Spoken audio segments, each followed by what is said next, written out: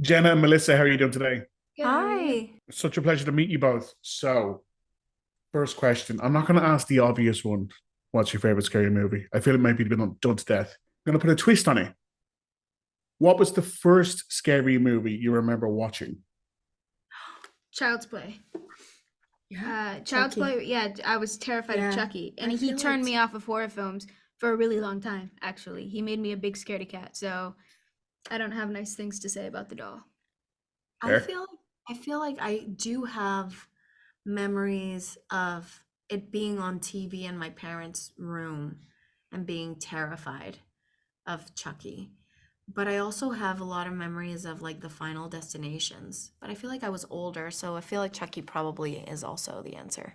When you get the scripts for these movies initially, I imagine there must be an interesting kind of push pull where you know you might not necessarily know immediately. So we don't have to do any spoilers here at all.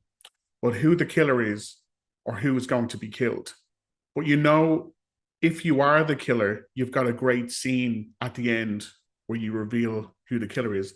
And if you are killed, you get a great death scene. So you have these amazing scenes, but you also maybe don't want to do those scenes because it means you won't be back for the next one. Is that kind of an interesting push pull where you're like, those scenes would be cool to do, but also I don't necessarily want to do them because I'd like to do them in the next movie. We've talked about this. Yeah. I'd be willing to die. Yeah, me too. If it's a good death scene, that's an honor. Yeah. Yeah. I feel like this is a franchise like we've seen with the fandom that doesn't ever forget who was part of it. So it doesn't ever feel like, oh, I died, so it's like my time with the franchise is over. Like I feel like very fortunate that I got to be a part of the franchise for, as many movies as I did. And I would just want like a really epic, memorable death scene. And the amount of people who know I've seen this movie and are asking for spoilers, and I'm like, absolutely nothing. You're getting nothing out of me. I can only imagine how difficult it must be for you both to keep like the scripts on lockdown, to keep all the spoilers to yourself. You like movies like this must make you so good at having to keep secrets from literally everyone.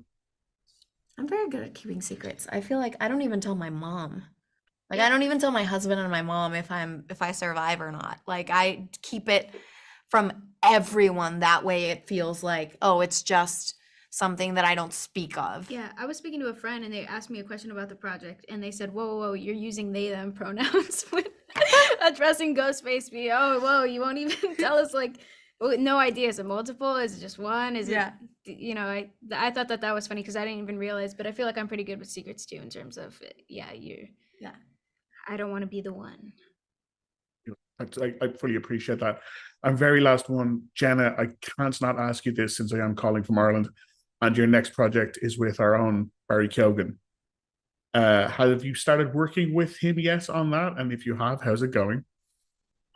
We haven't shot any scenes together yet, but we've met a couple of times. I'm very, very excited and honored. He's been one of my favorites for a while, so I think that was kind of almost part of the allure about the project within itself is, seeing his name attached and having trust in all that he brings to a project.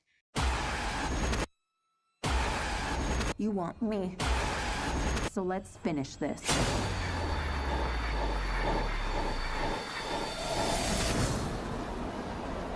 Guys,